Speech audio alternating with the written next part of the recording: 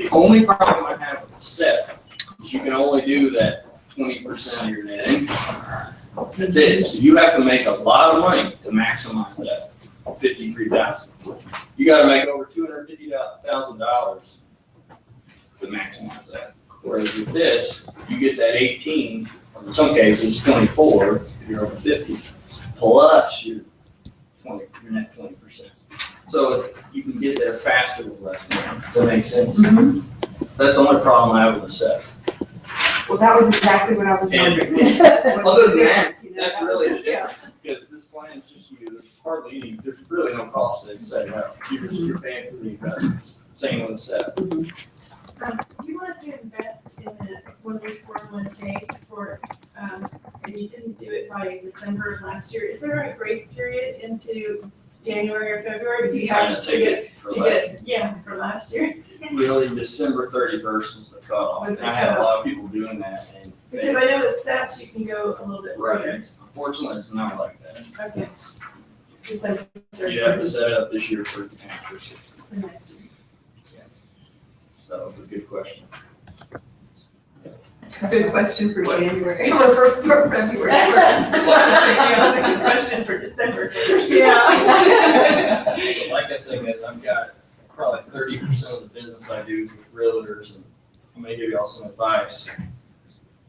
After you make a sale of a property and you earn a commission, the best thing you can do is take 30% of what you just made, put it in a savings account for taxes later down the road.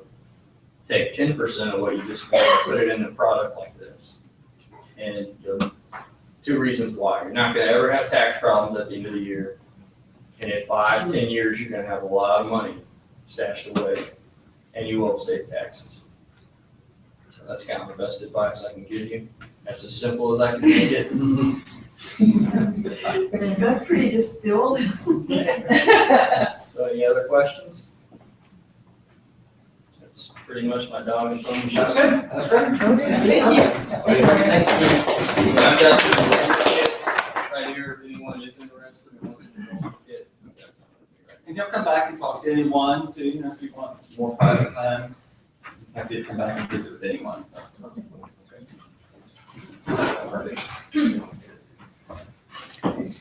Anything. Very good advice.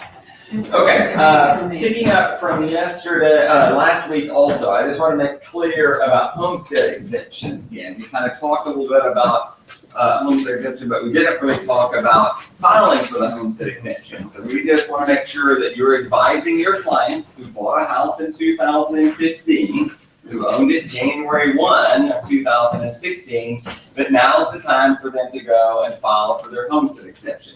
They can go to hcad.org or whatever. There's a little app they could download for them to fill out the information on their iPhone or whatever, or you can just do it basically all online here. So it's relatively simple, but you need to remind your people that they might need to go ahead and do that.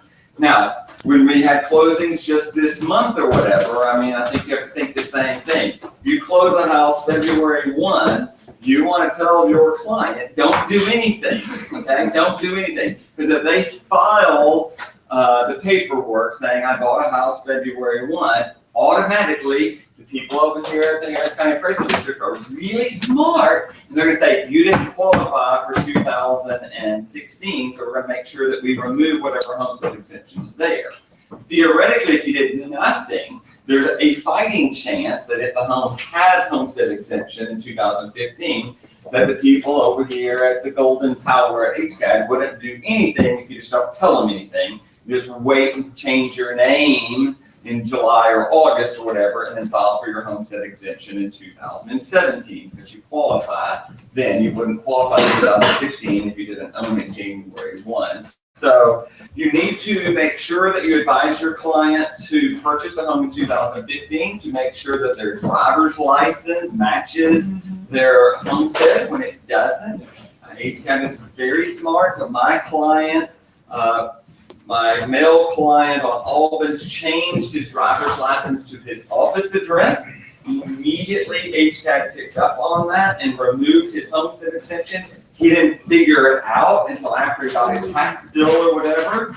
Everything else was the same. We were able to go back and prove to them that it was his homestead or whatever, but they had to go pay the taxes and then go apply back for your refund based on the overpayment later, which takes about 6 or 8 months. And so 20% of $1 million is a couple $1,000 he was out of pocket until he could go back and reclaim his homestead for that deal. So online again, it will show you how you can go change your driver's license, and all of this is on HCAD for the people to be able to do online these days. But you just need to make sure that you understand how it works. It used to be more complicated. You used to have more information than just your driver's license. It's relatively simple now. Your driver's license matches your homestead.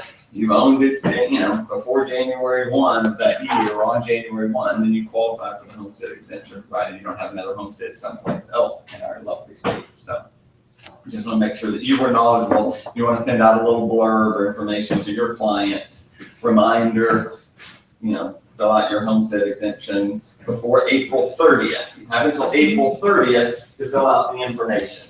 We have a letter that I've used in the past, Star used this year. Mhm. It's out on the Facebook Secret Agent group page. You can just do a little search up there for HCAD or something along those lines, and that will come up. Change the date in there because it was from last year, so change the date to April 30th, 2016. But it gives you a nice idea of what you could use to send your clients to if they can put more what to do for HCAD. Perfect. Any questions about that one? What's the homestead exemption percentage? In theory, it's about, they raise the minimum percentage, as a dollar amount, but in general, it's about 20%. About 20%. It will lower the value of your house by about 20%. Lower the value of your tax. Yes, by about 20%. And cap the amount that they can increase each year. That's right. So it does a couple of things. Reduces your taxes and reduces your net percentage increase that would be possible if you were not homesteaded. So when you're over 65 and a little bit higher. Once you're over 65 and you get the over 65 exemption or whatever, your taxes are basically going to freeze for that period, and you don't really have to do much else provided that you maintain that exemption or whatever. So it's the people that, and it does happen that the little old lady goes to live in the nursing home or whatever, but theoretically she still qualifies for her homestead exemption, but if she moved her driver's license or state ID to the nursing home or to her son's house, they often lose their exemption right quick. So you want to be careful about how that works. There is a procedure to go in and explain, yes, I'm in an assisted living, yes, I'm, Does she have a driver's license? she has a state ID card then typically that they would need. What's the difference So you then can vote. if you have a? It keeps it frozen or whatever, which is the main thing. So Yeah, if somebody who's exactly. 85, it's a great big fat margin, That's right. It's about frozen. Yeah, so my neighbor, or whatever, she's been frozen since the 70s. She's paying $50 a year in taxes always, as opposed to, $25,000, because she was frozen in 1973. When she retired. So, that's why you want to do that. So it helps people stay in the How house. much do you have to be? 65. 65. Okay, Jack's still way top. There it is. Boy, you started working all the angles. Aren't today. Okay, I just wanted to go over that briefly, so to remind yourself you don't do that sort of thing.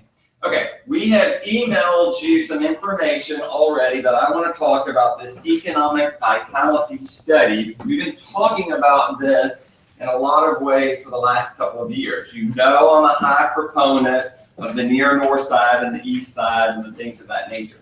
This is basically a study that's been done, it's done continually or whatever, and it's assessing the economic health of our city based on a number of things.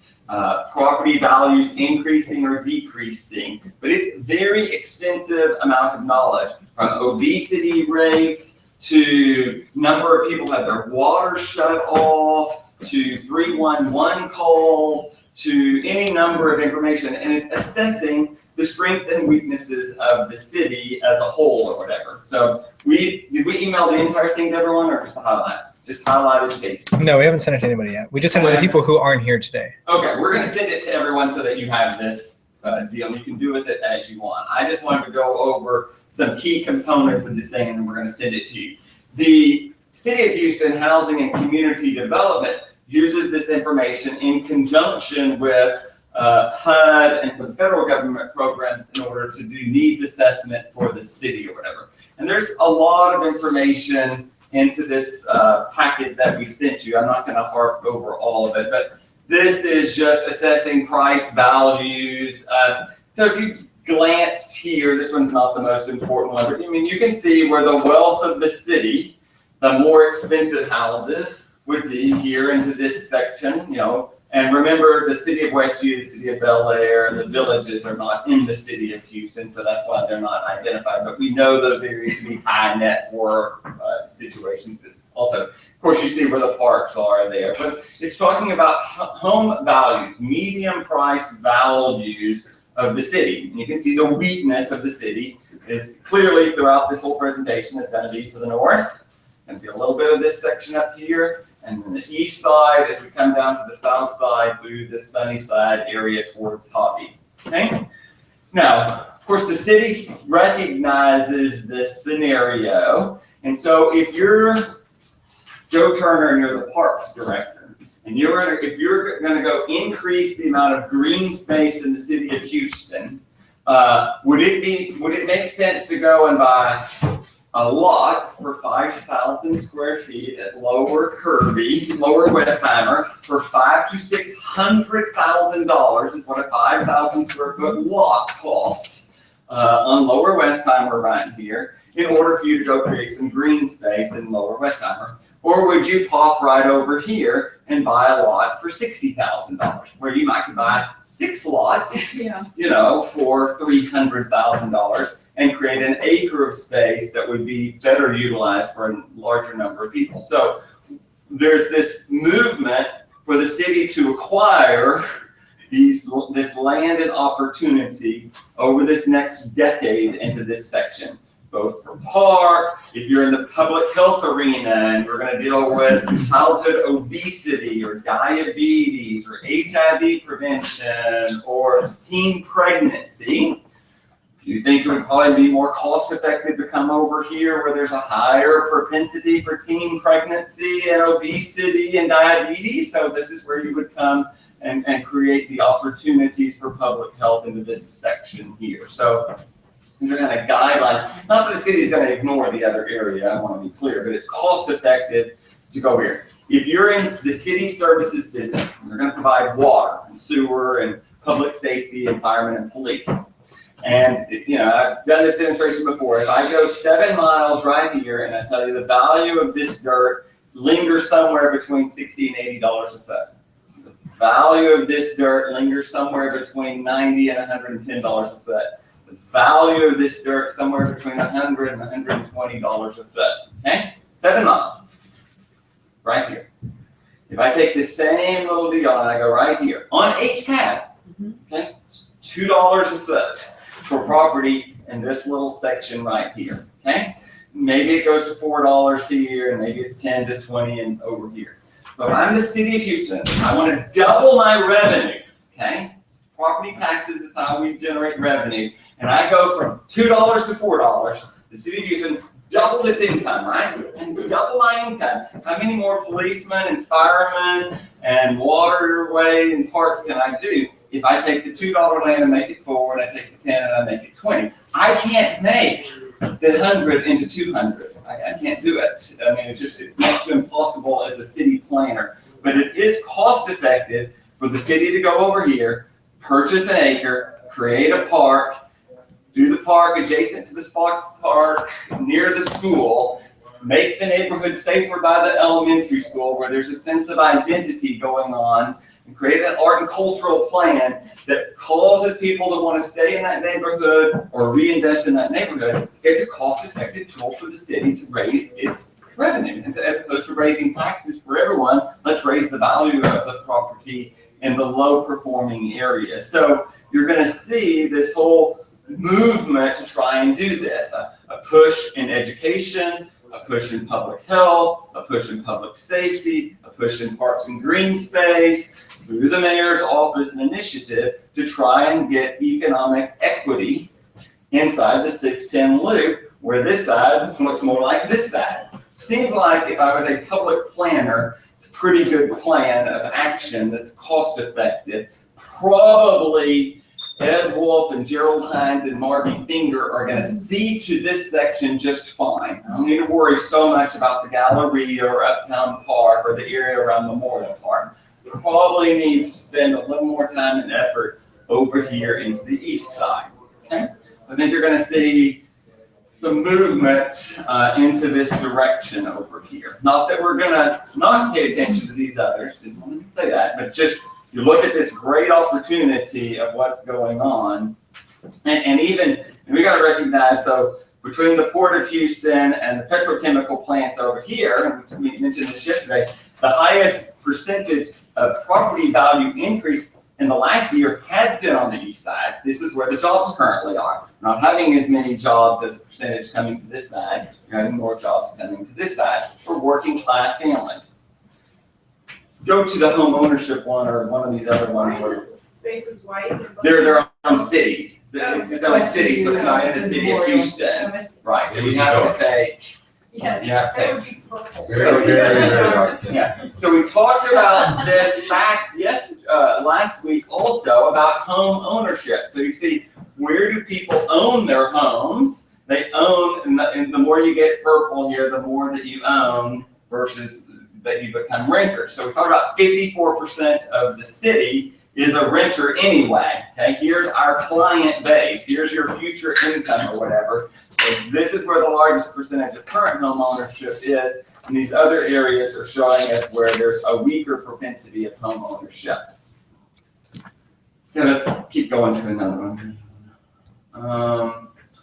This is where new construction was. So this is a percentage of where it's going both in single family and multifamily. Where is the growth that's been historically, and this period is really 2010 to probably 2014.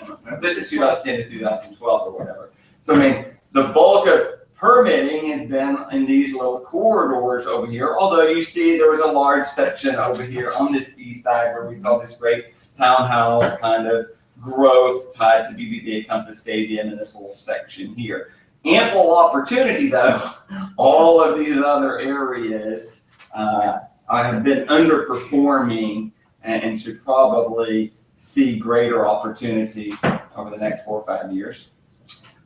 Okay, let's keep going. These are the foreclosures. Where's the economic problem of the city? Not over here in the healthy section. It's over here. Here's where there were predator lending. Here's where the weakest borrowers were. Here's where we're seeing declining property values. It's not cost effective for you to spend money over into this section. If your next door neighbor goes into foreclosure, you bought one for 100, you spend 100 fixing it up, you've got 200 in it, his gets foreclosed on for 80, your value just went down to 80, right? So the city has to help this section try and stop its foreclosure rate, okay? Both through education, maybe it's through financial assistance, maybe it's through some economic stability program or whatever, because we've got to be able to convince Star or Ginger to come invest into these sections over here. They're not going to invest there so long as there's a high rate of foreclosure. Now, a lot of this was left over from 2009 and 10 where there was more, 107% financing. So you're going to see this cleaned up a little bit as the dates are kicked out to 2013, 14, 15.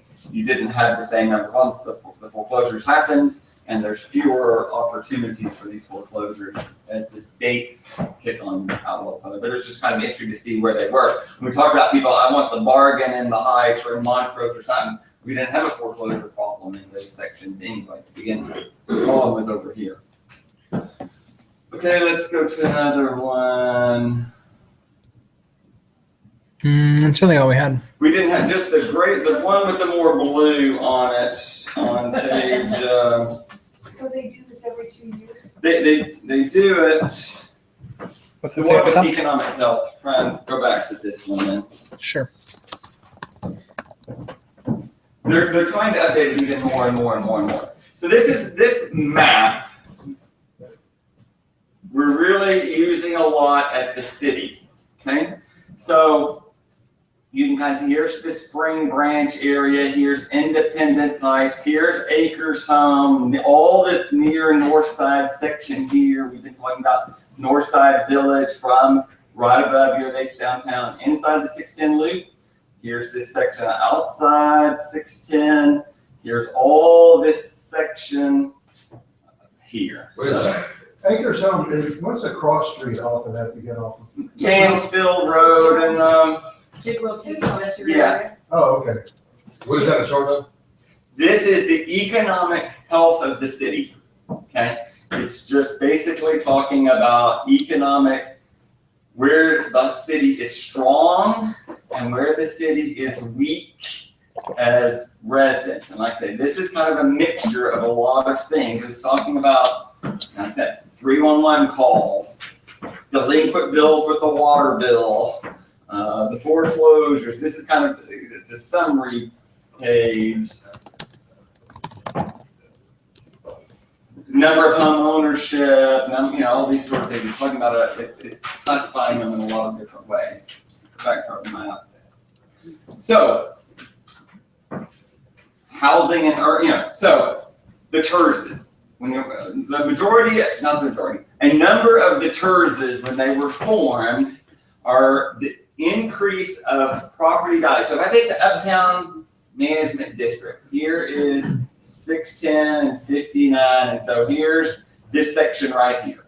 This is its own new area. So when this became a TERS, What's a TERS? tax incremental reinvestment zone, okay? So you create a geographic area, and let's pretend theoretically that had a taxable value of $1 billion right now, okay? When it was created at TERS, the increase of the taxes, so let's say that Ed Wolf develops Boulevard Place over there, and we get the Whole Foods over there, and the value goes from $1 billion to $2 billion, okay? And the tax, so the money of the tax increase, so we used to collect theoretically $250,000 from that, and now we're gonna collect $500,000, okay? Because we doubled the value in 2 or 3 years. The money is designed to be reinvested into the tax incremental reinvestment zone, okay? Theoretically, you're gonna use that money because for the streets, for the lighting, and all of that sort of thing. But what's happened, people don't realize, 1/3 of that increase is going to affordable housing in the city of Houston, okay? So we're gonna take 1/3 of that money, $80 million, whatever, and I'm just making up the numbers now, and I'm reinvesting because this area went up in value, and I'm reinvesting it all over here, okay? City of Houston, Housing and Community Development. And what they're doing is $10,000 down payment assistance. What we're doing is direct, if Grandma or Aunt Edna's roof is deteriorating and she's living over there and the rain's getting into her house, they actually go and fix the roof of houses. They actually help people, so they will create some multifamily affordable housing for people to stay. They will invest in construction in Independence Heights and in Acres Homes and in Sunnyside. They will provide down payment assistance to people. When you say invest in construction, what They are you will- talking about exactly? They will put up the land and give it to you to build on. They Or will, state parks? this is in housing first. I'm just telling you what we're doing in Is that like how housing. Avenue C Yes. works? Yes, So yeah. that's a good example. So, I don't know about that. Taking 1/3 of the increase of the TERS money and I'm spending it over here in this area, through the Houston Housing and Community Development. I might take some of the money and subsidize a grocery store. There's a Vietnamese grocery store over here. The guy owned the land. The city loaned him $3 million, okay, at 6% interest rate, and will forgive 10% per year, okay, of his debt, provided he stay in business, provide 25% of his inventory at any given moment must be fresh produce. At any given moment, 25% of his products must be from within 5 miles. okay? And so they're addressing the food desert by getting a local grocery store to stay in the area, and they'll reduce his debt by 10%. Now, if he defaults in year 5, he owes the entire thing, $3 million plus 6% interest. If he does good for the 10 years, he avoided $3 million that he used to fix up his grocery store and didn't have to pay any interest, okay? And the community got a local grocery store. It's a pretty good investment if you wanted to do that. If he goes out of business, he goes out of business. But we own a lien on the property. We are the first lien position the city of Houston is But if on you his didn't property. do that, you might not have the business for the time period that he was there, provide the benefit to the citizens of the city. That's a tool that we're using. Where would you say we could recommend to our builders and investors to buy? Around the University of Houston and Texas Southern University, that's where I go by. That's where I see the largest opportunity for this green space right here. It's gonna be over here. You're gonna, if you were asking me today, Not, not that I wouldn't think that acre homes in this area wouldn't be good, and not that I don't think that individual homeowners are gonna go buy houses over here. Yeah. But where did I see the largest opportunity? And the safest bet is If you go to the University of Houston and Texas Southern University and you come to this little section over here, I think you're gonna see, That area's already experiencing tremendous yeah, growth. Washington Terrace. So the amount of time in which they could see their investments turn around is That's right. shorter in that Yeah. area than it is in the other. So it depends, if they've got a 10-year More plan expensive. or a 20 or 30-year plan, that could affect, I think, where they might do it. you know, when you, here's As far as building 59, this section, you keep going way down past navigation, I mean, cause Nepos is way over here. You just get down into this area, Where's the zoo?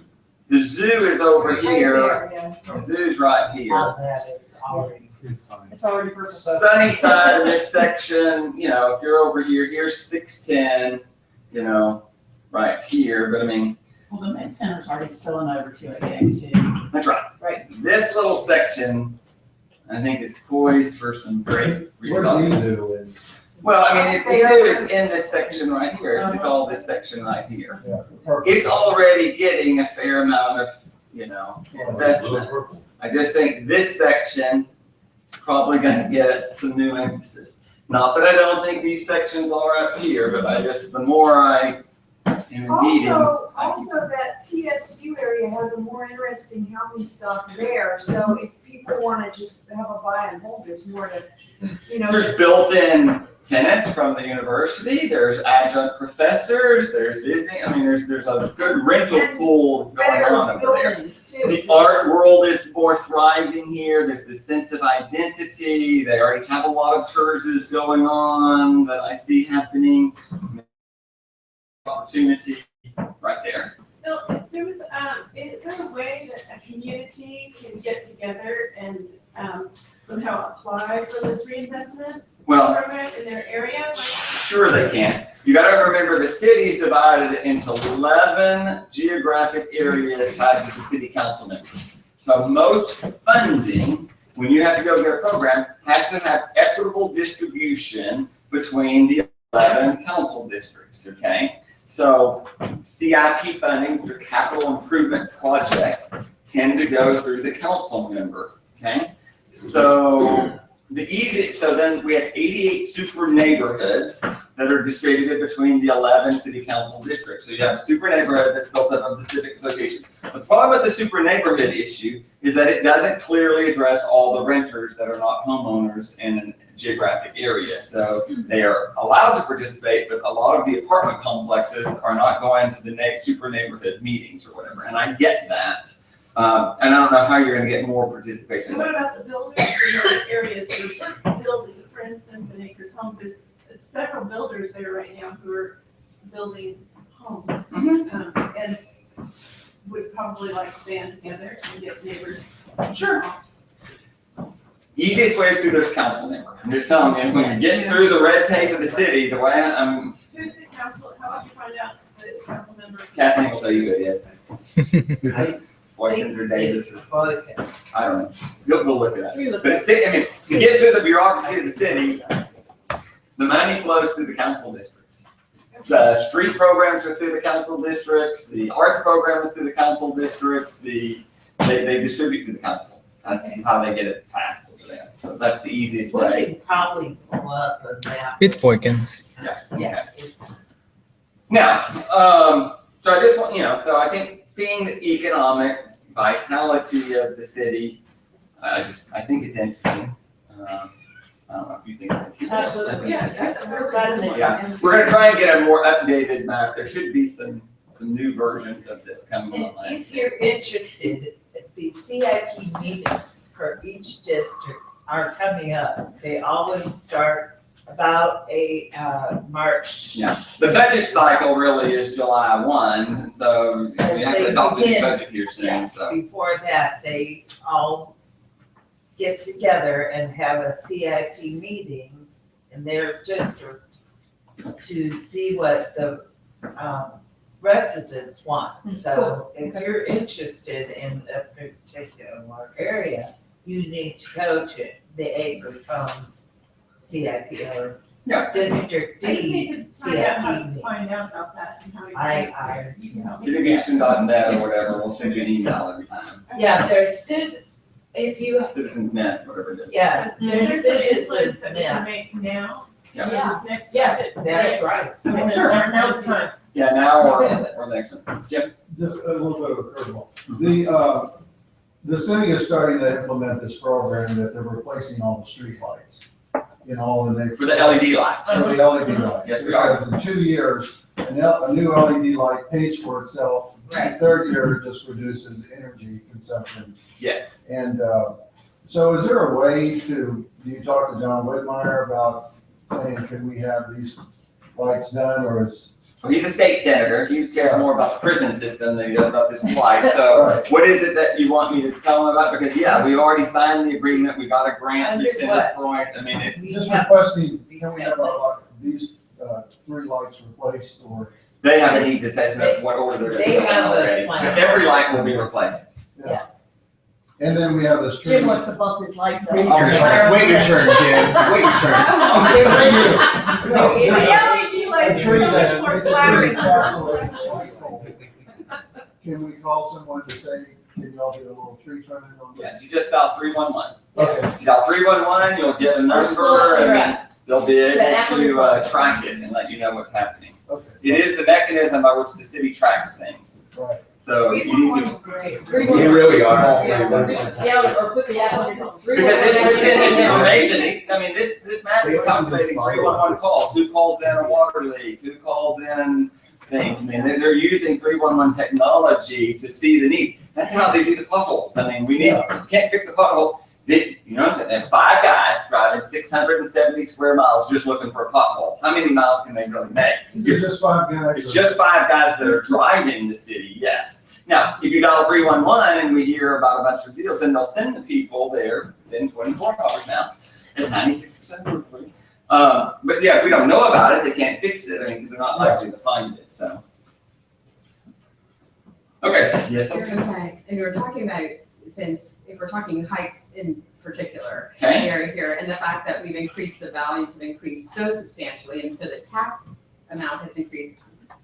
That money that you're talking about, that pool of money that's supposed to be reinvested into this area. Well, that's if it's in a TERS, yours isn't in a TERS. Okay, no, okay, but I thought you said that like when Gerald Hines is over. Well, he's in a TERS, so they created a TERS right there. So when you're at those apartment complex at Montrose and Allen Parkway, and they've got the little bridges and the lights and that little YWCA and their little, that's a TERS. That's how they pay for all that. They know it.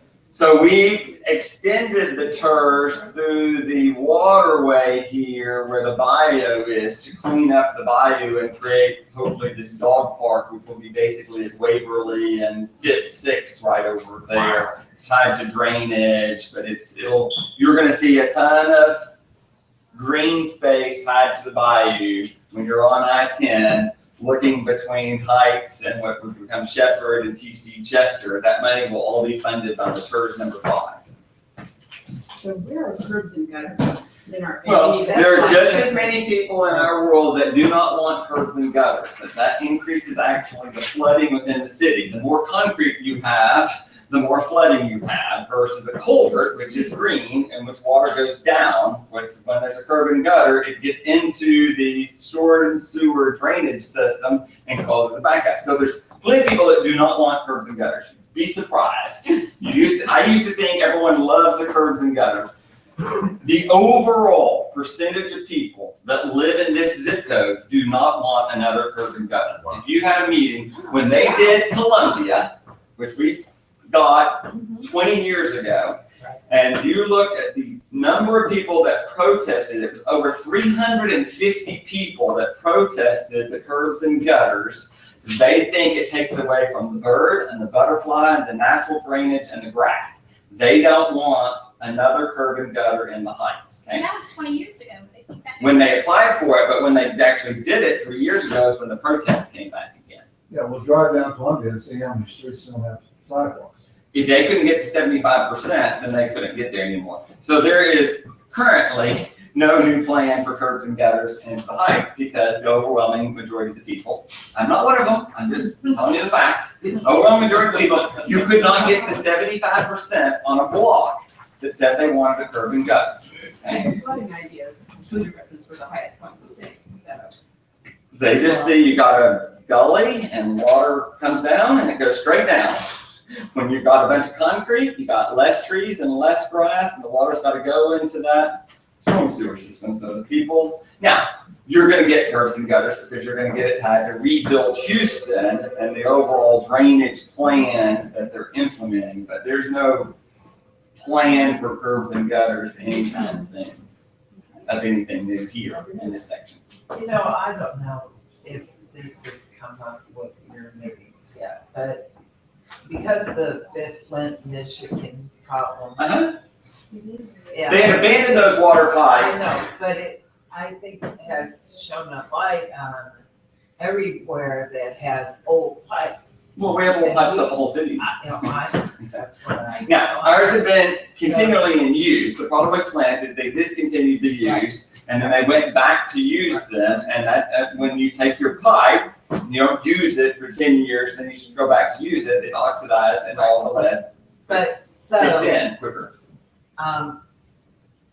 Where is Rebuild Houston on replacing our water system?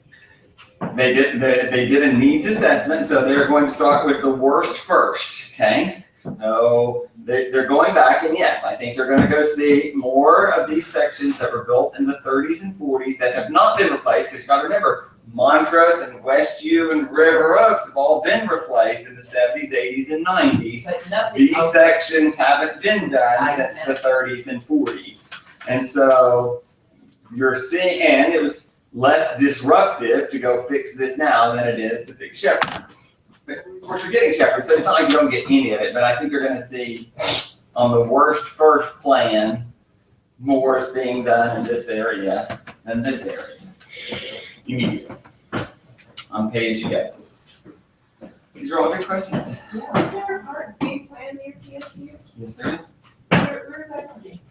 You'd have to look near Emancipation Park The dog park at Fifth and Waverly, when do you think that would be? in the next year and a half. Yeah, you should look for a private partnership, public-private partnership. Might enhance this area significantly. So I did get elected to the planning commission unanimously last Wednesday. I'm nervous, I did not say a lot about it until after the vote, because you just never know how politics works around here. So I am the mayor's only appointee at the moment so far. It's the first and only appointee of the mayor. It's hard to make a decision. So yeah, I will serve on the planning commission that will see developmental changes, anything to do with the building code or a variance or a replat or redevelopment. Now we'll have access to some of that information. Of course, I serve on this transition committee for the mayor, which is overseeing 13 initiatives throughout the entire city, which has to deal with economic opportunity, public health, public safety, infrastructure, TERS, Rebuild Houston, quality of life. There's 13 key initiatives that are going. I chair with Nancy Kinder the quality of life issue, which has to do with parks and green space, has to do with art and culture, sort of neighborhoods and the Department of Neighborhoods, historic preservation, and then promotion, tourism, and partnerships. Those are my key components of the things that I'm overseeing. Yeah, there's an article on the paper. Yeah, I saw my name in the paper today. That was nice. I am learning tremendously how the $5 billion budget of the city works. I didn't really understand it much until the last couple of months or whatever. How the money from the hotel occupancy tax, when someone comes in and spends the night at a hotel, how that money goes to Houston First, which is the entity that owns the convention center and Jones Hall and Every Park and Sesquicentennial Park and all of those entities. It reinvests money back into those structures for the promotion and tourism of our city, and then provides money back to the Miller Outdoor Theater, the Museum District, the Theater District, and the Houston Arts Alliance. I'm learning a lot about how funding of those things is handled through that hotel tax. Then we have capital improvement projects, which are when the city does a project. It allots a certain amount of money into art and culture, 1.75% at the moment. The bulk of the money has been in the projects, which are the airport at Intercontinental, the airport at Hobby, and then what would be downtown. You know, that's where City Hall is, that's where the permitting office is, that's where a lot of those things are. So we're trying to find a way to spread the civic arts money throughout the city by doing projects that are not just building a building, but investing this way. We do a road project that's greater than 500,000. We spend art along the roadways, art along the bikeways, art along the areas outside of just a structure. So we're messing with that a little bit. But I'm learning where the civic art is. On the Civics Art Grant Project, which is through that hotel occupancy tax going through the Arts Alliance, then we're distributing about $5 million a year equally between the 11 council districts. So they're subsidizing art and culture out into the districts, which can be a dance program, could be a quilting, could be storytelling, can be finger painting, can be anything. And the grants range from $5,000 to $50,000. Definitely the city is in the business of promoting the parks, and like I say, the theater district is encompassing of those things of the performing arts, and the museum district encompasses all of the actual museums, from the Asian Museum, the Holocaust Museum, the Museum of Fine Arts, Museum of Natural Science, all of those sort of things, because those people are bringing kids and visitors from all over the city, and then they're going out into the city producing art and culture from what they do outside of their main venue. So you're reaching millions of people through your dollars when someone comes into the city and rents a hotel. They rent it wherever. They rent it at Motel 8 right here, and 19.3% of their taxes are going into a fund that's controlled. That's how you're getting all the redo of the George R. Brown Convention Center. The city owns the Hilton Hotel, leases it out, makes money. The city owns the new Marriott Marquis. The city has invested in over 25 hotels downtown and providing loans to these entities so that they can increase their occupancy and charge a higher rate, which creates more money for the city of Houston. It's very interesting to see how we spend about $1 billion a year into tourism through the facilities. That could be Jones Hall, could be the Alley Theater, could be the museums, could be a concert at Miller Outdoor Theater. And we're capturing back that money, through these tourism dollars or whatever. Of course, they're producing the films and the TV commercials, and when you see the regional, like the ads in the Wall Street Journal or the TV, if you have Billy Gibbons or whatever talking about, or that guy from the Big Bang Theory on the commercial, whatever, talking about Jim Parsons or whatever, those are all funded by tourism dollars. Visit Houston is the old Houston Convention and Tourism Bureau. It's now basically called Visit Houston. They have a film commission. We have 4 people on staff that just produce films to promote the city of Houston.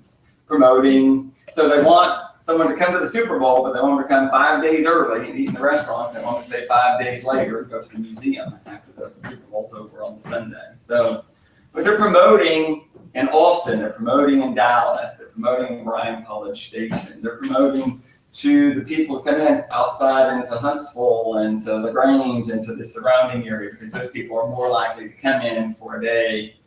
And then they're promoting these conventions all over the nation, where people bring teachers' conference and medical conferences. Medical conferences appear to be the largest growth opportunity since oil and gas will be down. But it's very interesting what I'm learning about how the city works and how they're respending this money back into different areas for quality of life. Is the Super Bowl in 2020? It's next year. Next year, Oh, 17. 2017. The women's US Open is coming in. We have the Final Fours here, March. March. The parks are very interesting to see how we're trying to add green space, both to the bikeways and through adding more green space along the way. So it's kind of interesting. It's all kind of interrelated to these neighborhoods and quality of life in cities. So I'm kind of enjoying what I'm learning along the way. Hopefully I can be a resource to each of you. I already, Melissa had an issue selling a piece of land and want to redevelop it, need a variance for the garage or whatever. Those are the things that come before the planning commission. Planning commission only meets every 2 weeks, so it's on Thursday afternoons. It's not going to be that time consuming of time away from the office. But that's the city in a nutshell, I think. There will still be, yes, and of course the mayor lives in Acres Homes. The mayor is very concerned about You live in public Forest or? He lives in Acres Homes. Where does he live in Acres Homes? He lives in a house about 4 doors down from where he was raised.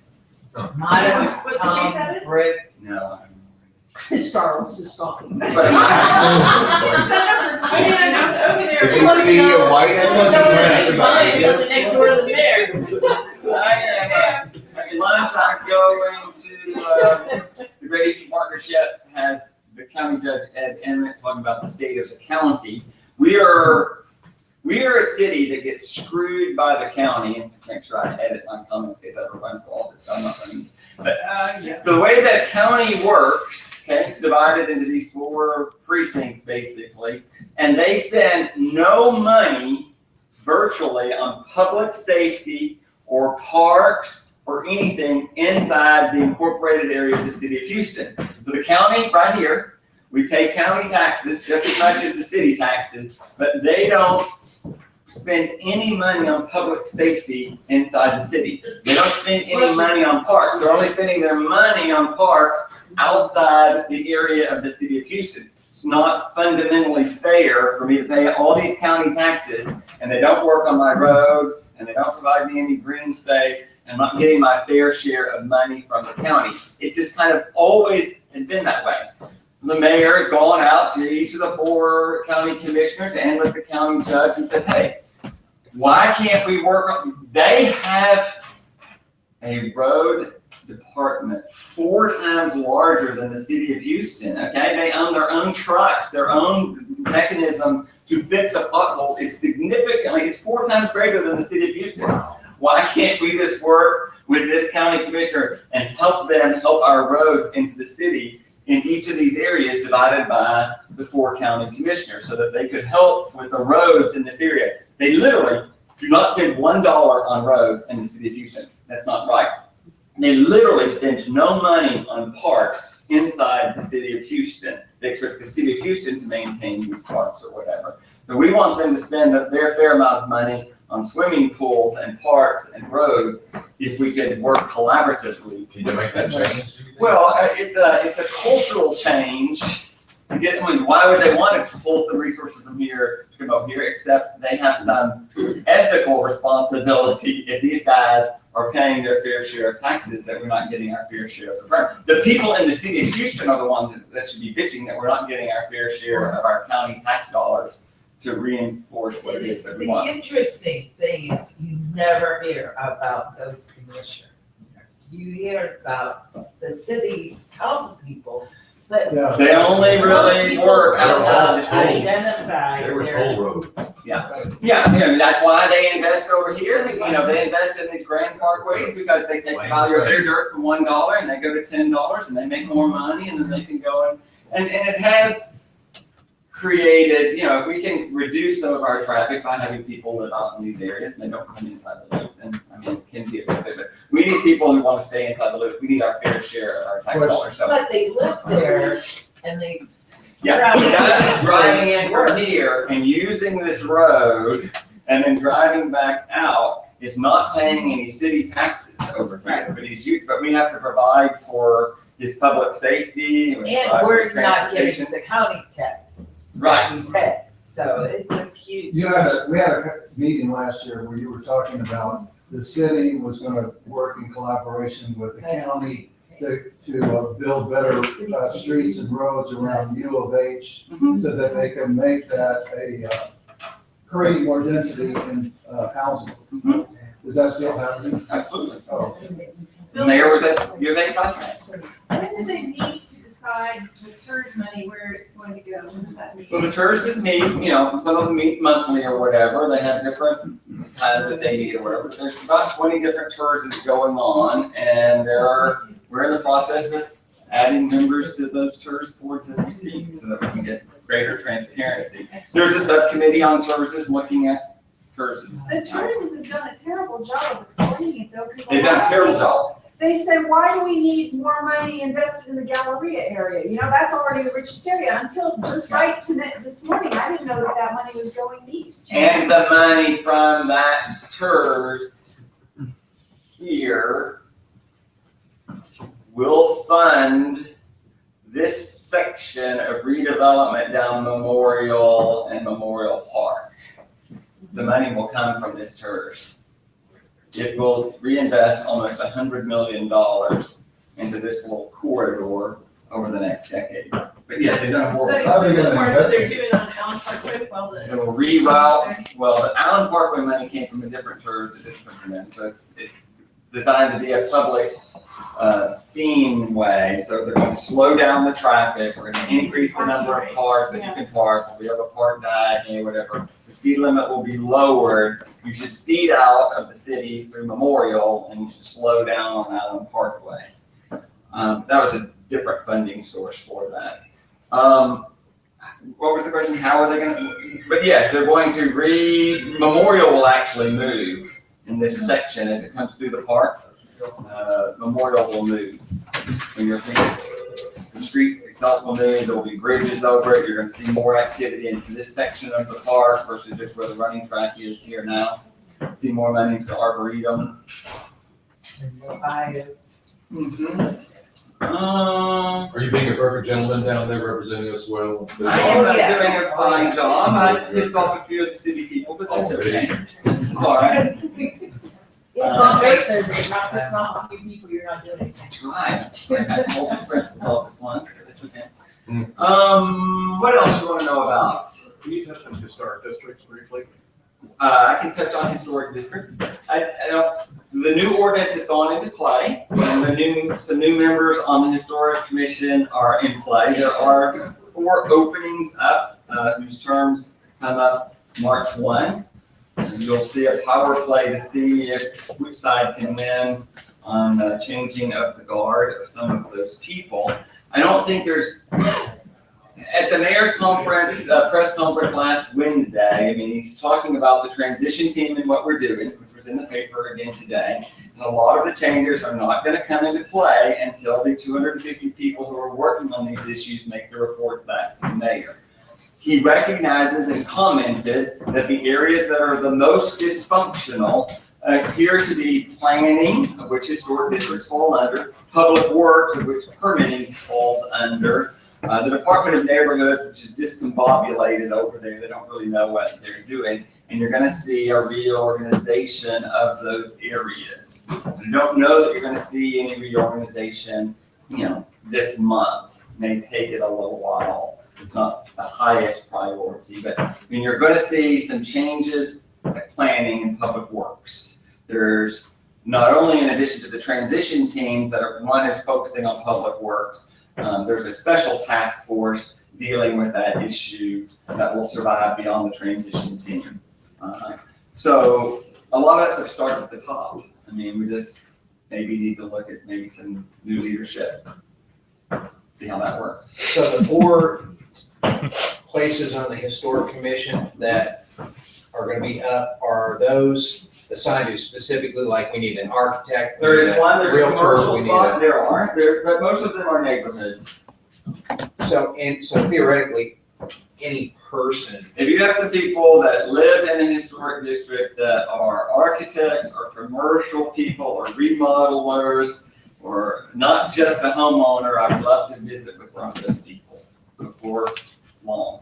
Does the mayor make the final? Mayor makes the, final decision? every commission basically works at the will of the mayor. Right. And there are a few of them where it might be joint, appointments based on something, but I mean, theoretically, the people, Houston, the people on the Metro board that are the Houston appointees are appointed by the mayor, the sports authority, the planning commission, yes, they theoretically work at the will of the mayor.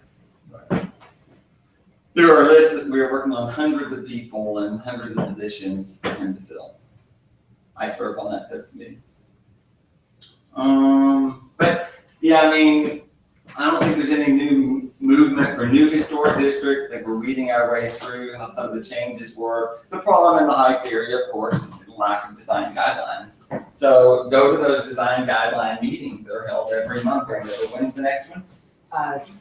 February 16th, I think, or 23rd. I'll. Those meetings are very important. So what can you do with those meetings? You can go and discuss the criteria that should be in the design guidelines, of which, will determine whether or not the plate height is at 39 feet or 40 feet or 41 feet. Where we are right now is they're interviewing the 3 candidates that are going to be the consultant to do the design guidelines. So right now, there's not really a lot. I don't know what will be at the next meeting, but up until now, there's no input about what's going into the design guidelines, but there will be. but And so, that's where you need to go. so things like, well, we're not gonna tell you what to do inside your house, except for the fact we've decided that shiplap is a structure. So we're gonna tell you what you can do It's inside already in the your house. ordinance. It's in the ordinance. It's in the ordinance. It's in the ordinance. That can be It done. was in the ordinance. It's in the ordinance. It's, So we're clear, we don't have to, we're a step beyond, we're already on a change. we already made those changes. Okay. We made a number of changes. We made a number of changes to new construction. We made a number of changes to the shall approve. We made, a lot of those things I think were perfected with the revision of the ordinance that basically went into effect December 1. Not that the ordinance can't be modified again, but those changes went into play. And it probably will, because there's Right. As soon as, there's tweaks, still further tweaks that as soon as you think it's time for people to come help, we let will. us know. and Any we'll chance that take we shots. building on I'm top on of the house? it. I'm on it. No, I know. I'm still working that. Sure there is. There's always, I mean, my ordinances change all the time. Sure there is. Did anything good for us happen in that ordinance change? Sure, the new Yes. construction became easier for you to replace your door. If you needed to replace your door of your house built in 1993, you were gonna have to go down there, select your door, and go before an arbitrary commission of people over there who live in Glenbrook Valley to lecture you on what your door should look like. Now you can go down to 611 Walker and you can get your door approved immediately. You can, but it's not, because they had one on the agenda last month, just last week. Front door? Yeah. In Orno, That was from a previous deal before December 1? no, it was a recent deal. No, but that's a new construction or contributing or non-contributing? Contributing. Yeah, I'm sorry. On the non-contributing, we solved the problem of your Yes. 1993 house does not need to go before the HFC. The contributing structures still have to go there, yes. But the non-contributing, we got automatic approval on some things. Half of my world was built in 1990 to 2010, right? Those things are all gonna be remodeled. All those Paula Gomberg houses that were built in the 90s are gonna be remodeled. And I shouldn't go through the same hell. Now, to clarify, historic structures, if the goal of the historic district is to preserve the historic structure, then let's preserve the historic structure. So that's why you're not gonna be able to build over that deal. You can't modify 100% of that structure. You can do an addition, but if you We modified the